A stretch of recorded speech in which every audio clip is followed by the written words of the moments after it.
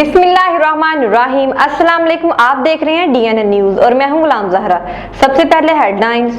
नाज़रीन, खबर शामिल करते हैं निशारो फिरोज से। हमारे ब्यूरो चीफ अमजद अली अराइन की रिपोर्ट के मुताबिक मोरो में रात के वक्त deputy commissioner Naushahro Feroze Arsalan Saleem, SSP Naushahro Feroze Singhar Malik, MC chairman Nazir Ahmed Memon की जेर निगरानी तजावजात के खात्मे के लिए हैवी मशीनरी के जरिए ग्रैंड ऑपरेशन जारी।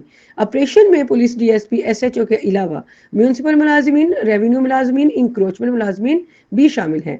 डिप्टी कमिश्नर का कहना था कि अवामी मफाद और सहूलियात के लिए ऑपरेशन किया जा रहा है, शहरियों की मुश्किलात कम हो। कुछ रोज कबल नोटिस दिए गए थे, ताहम इसके बावजूद कब्जा खत्म नहीं किया गया, जिस पर कार्रवाई की गई है। जबकि मुल्किका सड़कों पर पथारे, ठेले, दुकानों के आगे बड़ा सामान पुलिस ने अपने कब्जे में ले लिया है। शहरियों का कहना है रात के वक्त ऑपरेशन से शहरियों का बड़ा नुकसान हुआ है।